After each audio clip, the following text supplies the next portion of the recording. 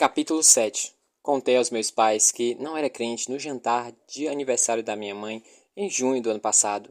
Não era assim que eu planejava contar. Para ser sincera, estava pensando em nunca contar. Achava que seria relativamente menos doloroso fingir crer durante o ano seguinte, até que passássemos o dia do arrebatamento e tudo voltasse ao normal. Afinal, qual seria a dificuldade, além de ter que ir à igreja com os meus pais e fingir entusiasmo? Nos jantares do aniversário dos anos anteriores, havíamos ido ao restaurante favorito da minha mãe, em lugar que servia comida tailandesa em Bluefield e tinha o melhor panang curry. Naquele ano, meu pai estava desempregado havia quase 6 meses e nossa única renda vinha do trabalho administrativo de meio período que ela tinha na igreja. Em vez de jantarmos fora, ela preparou um guisado de 3 feijões. Sugeri que meu pai e eu cozinhássemos para ela, mas os dois foram contra. A igreja pregava papéis femininos e masculinos bem tradicionais, e meus pais estavam começando a concordar com aquilo. Depois de uma oração elaborada, durante o qual movi os lábios, fingindo rezar, meu pai perguntou: Vivian, querida, você já pensou em quando vai ser batizada? Quase me engasguei com uma garfada de feijões quentes. Não exatamente. O que eu teria que fazer? É bem fácil, Vivi, explicou minha mãe. E é uma cerimônia bem bonita. Acontece lá no Lago Carnegie, no Highland Park. E é um evento tão espiritual. Bem, além disso, continuou meu pai, é um tom casual. Pode ser que envolvam algumas pequenas mudanças na forma como você leva a sua vida. Como assim? A igreja exige bastante dos seus fiéis, afirmou ele. Você sabe disso. Estamos tentando ser lenientes para facilitar sua transição, deixando que você abandone a vida pagã aos poucos. Mas é difícil fazê-la escolhas, perdão. Mas é difícil vê-la fazer escolhas que sabemos que não são prejudiciais, que são prejudiciais. Prejudiciais? Repeti. Vasculhei minhas lembranças, tentando entender o que escolhas que ele se referia. Quais são elas? Mas não consegui pensar em nada. Eu nunca tinha matado aula, nem tomado sequer uma gota de álcool. Nunca tinha beijado um garoto, embora isso fosse mais por incompetência minha do que por ser uma boa menina. Até mesmo as pessoas da igreja viviam dizendo aos meus pais que eu era uma ótima menina. Então, o que eu estava fazendo de errado? Nossa maior preocupação é a respeito de seus amigos, começou minha mãe, de forma gentil. Não tenho amigos, retruquei. Era verdade. Lara e Coraline haviam se convertido um mês depois de meus pais. Coraline já estava grávida de 2 meses. Avery tinha sumido. Avery tinha sumido.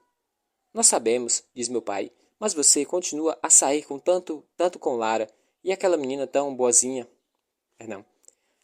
E aquela menina é tão boazinha, um ótimo exemplo de espiritualidade. O que aconteceu? Vocês brigaram?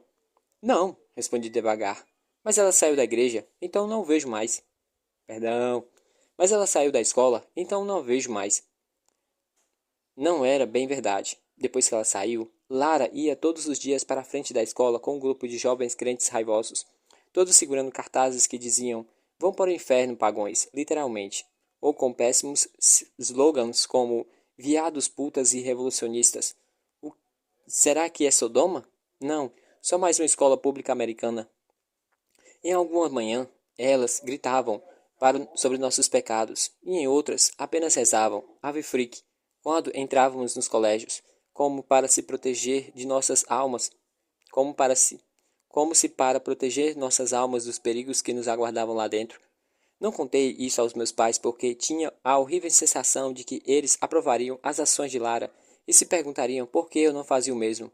Bem, disse meu pai, olhando de soslaio para minha mãe, esse é outro problema. Se você for batizada, acrescentou minha mãe, sabe que terá de sair da escola, não sabe? Eu com certeza devia saber, lá no fundo, mas nunca me ocorreu que meus pais de fato esperassem que eu fizesse isso. Balancei a cabeça. Quase tudo que ensinam lá contradiz completamente a posição da igreja, explicou meu pai. Já foi bem difícil deixá-la ir nesses últimos meses, mas achamos que uma mudança muito grande e repentina poderia abalar sua fé. Pensei em Weinberg, no que ela pensaria sobre mim e se não voltasse à escola. Imaginei a mim mesma, ao lado de Lara, gritando para os nossos antigos colegas, pessoas de quem eu não podia afirmar que gostava, algumas das quais eu detestava, mas ainda assim eram pessoas, todas elas. Vocês não acham que sair da escola antes do segundo ano do ensino médio pode ter sérias repercussões no meu futuro? Vivian, retrucou minha mãe. Se você não largar a escola, não terá futuro. Foi então que percebi que o escopo, foi então que percebi que o escopo do que meus pais esperavam para mim fora reduzido dramaticamente. Antes, os dois deviam ter ficado parados ao meu lado do berço, se perguntando que tipo de mulher eu seria, mas agora viam apenas uma linha tênue entre a glória e a danação. Eu conseguia ver o medo e a esperança em seus olhos enquanto aguardavam minha resposta. Dava para ver que eu estava quase com o coração partido, mas não acreditavam em mim. Aquilo doía, e sabendo que também doeria neles, respirei fundo, olhei bem em seus olhos e disse não. Aquele ato de rebeldia, aquela declaração de independência, não se comparava a esse momento. Atravesso o estado de Pensilvânia nas primeiras horas da manhã de sexta-feira, no carro que roubei dos meus avós, olhando para o tempo inteiro pelo retrovisor, esperando ver a luz vermelha ou azul da sirene da polícia, como se os policiais não tivessem nada melhor para fazer do que perseguir adolescentes fugindo de casa. Eu estava bem desperta quando saí de Nova York, ciente do furacão Ruth em meu encalço, a chuva que prescindiria desabar no para-brisa, impossibilitando que eu visse um palmo à frente do meu nariz. Mantive os olhos bem abertos e agarrei o volante com tanta força que parecia que meus dedos iam se quebrar. Mas fiquei à frente da tempestade, na metade da estrada que cruzava a Pensilvânia, e desde então tem sido difícil me manter acordada. Estou tão cansada, só quero chegar em casa, dormir na minha cama. Quero ver a cara de Harpy quando eu aparecer. O que fiz esta noite foi uma rebelião de proporções harpísticas. O sol já está nascendo quando entro em Pittsburgh, e meu coração bate feliz ao ver a saída familiar. Saio da estrada na Squirrel Hill e procuro as pizzarias em que já comi, os cinemas que já frequentei. Ainda estão lá, mas a cidade parece diferente. Fico espantado ao notar tudo tem uma aparência limpa, brilhando à luz do sol das primeiras horas da manhã. Como a cidade parece calma e pacífica. Há uma quantidade surpreendente de pessoas nas ruas por essa hora da manhã, ainda mais cedo, ainda mais cedo, perdão, de novo, ainda mais sendo dia de semana. Elas estão andando pela Murray em direção à Wilkes Avenue, parando aqui e ali em pequenas rodas de conversas. Por um breve instante, devido à exaustão, sou tomada por um amor à cidade onde nasci. Mas então olho para as pessoas com um pouco mais de atenção. Noto suas roupas. As mulheres usam saias longas e têm cabelos cobertos por pequenos chapéus de fita e até mesmo o que parecem ser toucas medievais amarradas embaixo do queixo. Elas não interagem umas com as outras, apenas seguram as mãos das crianças e andam um passo ou dois atrás dos homens, de terno e gravata. Todas as pessoas da rua estão vestidas assim e não entendo por que até seguir a multidão. Não entendo até, perdão. E não entendo por que até seguir a multidão e chegar à esquina da Shade com a Fifth. Estão passando pelos portões abertos de cerca em volta de novo. Estão passando pelos portões abertos da cerca em volta de um dos velhos complexos dos crentes, que eu achava que estava abandonado havia muito tempo. São 7 da manhã, hora dos cultos diários da igreja americana. Abro as janelas do carro e ouço um sino da igreja e a multidão cantando um dos hinos assustadores deles. Todas aquelas pessoas, até onde a vista alcança, são uma novíssima leva de crentes. A felicidade que senti ao entrar em Pittsburgh e a sensação de segurança e de paz desaparece. Ao chegar ao meu antigo bairro, percebo que terei que me ajustar à nova versão da minha velha cidade. A velha onda, perdão, a primeira onda crente surgiu aos poucos. Frick disse que o mundo ia acabar e que durante os 3 anos que se seguiam, as coisas foram mudando devagar. Famílias se reorganizaram, grupos de amigos se desfizeram. Prédios antigos, museus e bibliotecas foram compradas pela igreja e transformadas em complexos. Aos poucos, as revistas e estações de rádio seculares ficaram apenas nas lembranças. Os programas de TV sem nenhum elemento crente se tornaram cada vez mais raros, em pouco tempo. Eram tão difíceis de encontrar, espalhados pelos canais obscuros e em horários inacessíveis, que as pessoas simplesmente desistiram de procurá-los. Mas, ainda assim, talvez por causa de Warburg e mais tarde de Harp, nunca pareceu que as bases que construíram o mundo tinham mudado. Ainda éramos nós e os crentes, eles. Agora tudo parecia diferente. Talvez por ter passado um tempo longe, tenho a impressão de ter me tornado a forasteira. De repente fico procurado, de repente fico preocupada com Harp nunca ter atendido meus telefonemas, nem respondido às mensagens. Será que a igreja também a engoliu? Estaciono na garagem vazia da minha casa e saio do carro. Minhas pernas estão vacilantes e a cabeça lateja. Estou estressada, exausta e morrendo de sede. Começo a andar até a porta da frente quando percebo que está escancarada. Tem algo errado. Harp nunca deixaria minha casa nesse estado, mesmo se realmente acreditasse que eu não voltaria. As janelas quebradas nos 2 andares. A grama está alta e seca. Ao me virar para a casa de Harp, vejo que está em um estado semelhante, mas lá as janelas foram fechadas com tábuas e alguém pichou alguma coisa com tinta spray preta na porta da frente, que está trancada com cadeado. A palavra me dá náuseas. Pecado. Pego um galho caído no jardim. Não é grande, mas é a única arma que tenho. E se houver algum intruso, não tenho dúvidas de que estará armado. Paro na frente da porta aberta. Oi? Grito. Gostaria que minha voz não saísse trêmula. Tem alguém aqui? Ouço apenas o eco. Dou um passo para trás. Dou um passo para dentro e percebo o quanto roubaram. Restam poucas peças de mobília pela sala. O sofá, onde parece que alguém dormiu recentemente, e algumas das cadeiras de sala de jantar. O chão está vazio, está cheio de embalagens de barras de cereais, lençóis rasgados e edições antigas e encharcadas das revistas da Igreja Americana. Respiro fundo e quase vomito. O estofamento do sofá exala um cheiro repugnante e ácido de urina. Eu moro aqui, grita mais confiante. Moro nessa casa, então se está aqui dentro, é melhor sair antes que eu acabe com a sua raça. Balanço o galho algumas vezes, para enfatizar minhas palavras, mas a casa está vazia. Não havia muito para levar. Alguém deve ter roubado os aparelhos eletrônicos logo no início. Um computador e a TV enorme, especialmente os benzidos, comprados no site da Igreja Americana, pois todas as outras marcas eram portas de entrada para a degeneração e atrofia espiritual. De acordo com Adam Target, e parece que quem quer que ficou aqui nas semanas em que estive fora não tinha interesse nas fotos de batismo dos meus pais, nem na fotografia emoldurada de Beton Freak, acima da águia de cabeça branca, pendurada na cornija da lareira. A cozinha está em piores condições. Foi completamente esvaziada. Não posso culpá-los. Passei mais de um mês morando em Central Park West, dormindo em uma cama de verdade e comendo comida de verdade, em troca apenas pela minha obediência silenciosa. Se estivesse aqui em uma cidade que se converteu tão depressa, sem casa e na clandestinidade, teria esvaziado todas as prateleiras das cozinhas abandonadas que conseguisse encontrar. Não há motivo para continuar aqui, nem quase nada para levar comigo.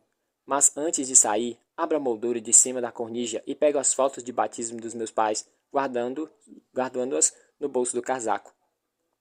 Não há lugares onde meus amigos poderiam estar, mas é óbvio, o mais óbvio é o apartamento de Lawrenceville, supondo que nenhum intruso mal encarado tenha se instalado nele quando Ray e Dylan saíram de manhã do arrebatamento. Talvez meus amigos tenham se sentido mais seguros lá, menos expostos do que nas grandes casas de Shadyside. Digo a mim mesma que eles estão no apartamento porque não posso acreditar na possibilidade de que saíram de vez de Pittsburgh e não estão escondidos em algum lugar, onde não posso encontrá-los. Não me dou o trabalho de fechar a porta da frente. Estou prestes a entrar no carro roubado quando ouço um som baixo a princípio, mas que vai ficando cada vez mais alto. Alguém vem pedalando uma bicicleta a uma quadra de distância, ainda fora do meu campo de visão, assobiando uma versão bem animada de Jesus, obrigado por me fazer americano. Posso ver mais ou menos a figura por por entre os galhos das árvores na esquina da casa de Harp. A garota da bicicleta diminui a velocidade, ainda assobiando, para admirar a imagem da casa assombrada, e reconheço a expressão um segundo antes de reconhecer o rosto. Ela olha para a casa de Harp com prazer evidente. Lara! Grito, tentando chamar minha amiga melhor. Grito, tentando chamar minha antiga melhor amiga. Ela se assusta, mas logo muda sua expressão para uma sublime satisfação. Desce da bicicleta e ajeita a saia comprida. Eu não fazia ideia de que Lara não fora arrebatada. Tinha certeza de que seria, pois ela levava a igreja tão a sério, era tão crítica e a vida inteira fora tão boa. Em retrospecto, dá para ver que Lara tinha grande potencial para crente. Ninguém conseguia fazê-la admitir que gostava de algum garoto ou convencê-la a comer um pretzel na praça de alimentação se tivesse perto na hora do jantar.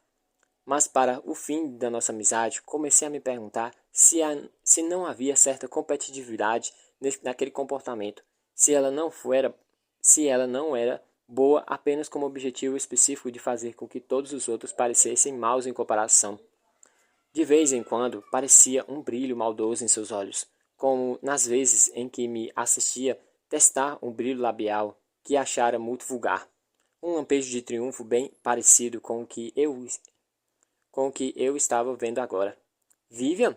Lara para a bicicleta a uns 3 metros de onde estou parada. Fica bem claro que ela não quer se aproximar mais. Ainda sou uma ameaça espiritual, uma descrente casca grossa, e as horas que passei no carro, além do choque e da raiva que ainda correm pelas minhas veias, deve ter me deixado desgrenhada e parecendo uma doida varrida. É bom ver você. Ouvi dizer que tinha ido morar em Nova York. Franzi o nariz em desgosto ao dizer o nome da cidade. De repente, me sinto envergonhada por ela continuar presa nessa terra decadente. Isso mesmo, respondo, cruzando os braços. Fui morar com os meus avós. Eles não são apenas descrentes, sabe? São ateus assumidos. Era como de se esperar, Lara fez uma careta. Então você deve ter se sentido em casa. Ela olha para mim, admirando minha casa destroçada, com um sorriso, sereno e inabalável. Então, estala a língua. Meu Deus, que bagunça! Que bagunça! Bem, não surpreende que essas pessoas sem Deus não são capazes de fazer. O que acho estranho, na verdade, é como não ficaram desesperadas a ponto de aceitarem a sabedoria de Frick e se tornarem crentes. Retruco bem devagar. É mesmo um mistério. Lara me encara com um olhar severo. Sabe, Vivian, talvez perceba que nossas coisas mudaram aqui depois que você foi embora. Muitas de nós pensaram que tinha sido deixada para trás. Queria dizer que falhamos, que estávamos de certa forma condenadas. Mas não é bem isso. O Senhor nos manteve aqui porque ainda há trabalho a ser feito. Aquela sua amiga, Harp Janda, aprendeu direitinho essa lição. Dou um passo na direção de Lara e fico satisfeita ao notar que ela recua, assustada. Tenho um pouquinho de poder sobre minha antiga melhor amiga, porque em sua concepção sou selvagem, desconhecida. Mas estou tão preocupada que quase não sinto prazer com isso. Harp? Repito. O que você fez com ela? Lara engole em seco. Eu jamais faria mal a uma das filhas de Deus, mesmo os condenados, responde ela, aos sussurros. Mas há muitos deixados para trás que consideram a gente como Harprecht e seu grupo obstinado na estrada da salvação. Não estou dizendo que é certo. Lara continua a se encolher enquanto avanço na sua direção. Só estou respondendo à sua pergunta. Onde ela está? O que aconteceu? Lara dá outro enorme passo para trás antes de fazer um sinal com a cruz. Foi o irmão dela, o sodomita. O cordeiro perdido acabou provocando a própria morte. Fico sem chão, sinto o rosto empalidecer, meus dedos formigam. Rage, eu deveria ter percebido na hora em que vi o rosto de Lara enquanto ela passava pela casa do Janda. Era uma expressão tão satisfeita. Eu deveria ter entendido pela cara dela. Cadê a Harp? Cadê a Harp? Lara bloqueia, balança a cabeça. Não sabe. Apesar de tudo, parece sentir um pouco de pena de mim. Eu lhe dou as costas e entro no carro dos meus avós. Quando viro a chave da ignição, ela leva a bicicleta até a entrada da garagem e para ao lado da minha janela aberta.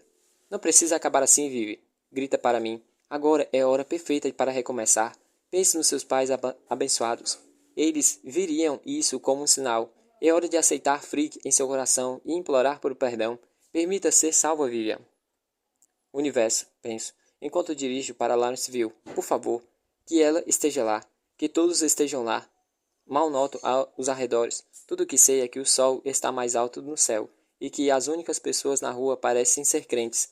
Todos os bares foram fechados. Os únicos ônibus são da igreja americana, a aviação sagrada.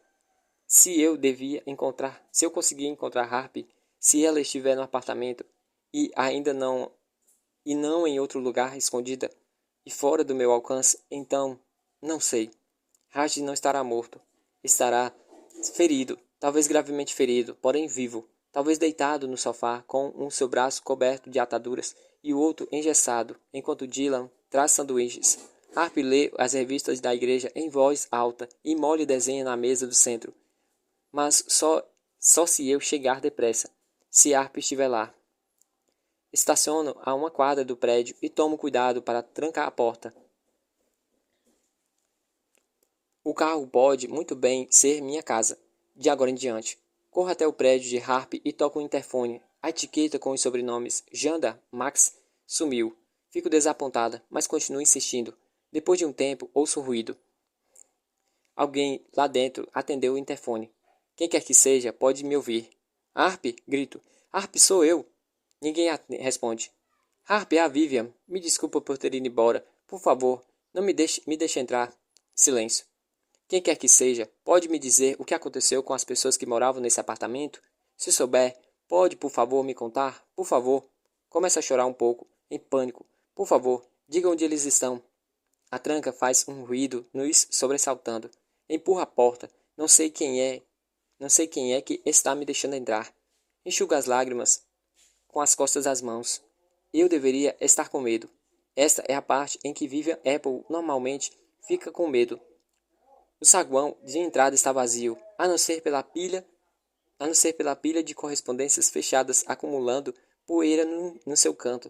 A pilha bate um pouco ainda acima dos joelhos. A escada está coberta de lixo e peças de roupas aleatórias que devem ter caído da mala de alguém que saiu às pressas do prédio. Não sei o que me espera lá em cima, mas subo correndo os 5 andares, repetindo a cada degrau uma nova versão da minha prece silenciosa. Que seja ela, que seja ela. Se não for, posso estar em perigo. Faltando apenas um lance de escadas, tenho um vislumbre do apartamento 5E e vejo que as portas estão abertas. Minhas mãos estão úmidas de suor. Subo correndo os últimos degraus e paro na frente da entrada. Ela se apoia exausta no abrigo que segura a porta aberta. Está usando uma calça de pijama xadrez e o que imagino ser um dos velhos agasalhos de Raj. Parece menor do que eu me lembro, mas acho que um pouco dessa pequenez deve ser recente. Está tão magra, o cabelo está sujo e embaraçado, e há grandes olheiras nos olhos fechados. Mesmo quando fico ali, parada, não se abre. Eu me pergunto se ela caiu no sono. Posso sentir um cheiro pungente de álcool esmenando do apartamento. Harpy, sussurro. Seus olhos se abrem de leve, e ela me encara por um momento, as pupilas entrando em foco aos poucos. Da última vez em que a vi, ficamos paradas ali, uma de cada lado da porta. Por um instante, sua expressão enrijece e vejo que ela vai bater a porta na minha cara outra vez. Mas então minha melhor amiga sorri para mim. Seu sorriso é tão iluminado de alegria que parece doer. Vive, minha velha, cumprimenta ela, pegando minhas mãos.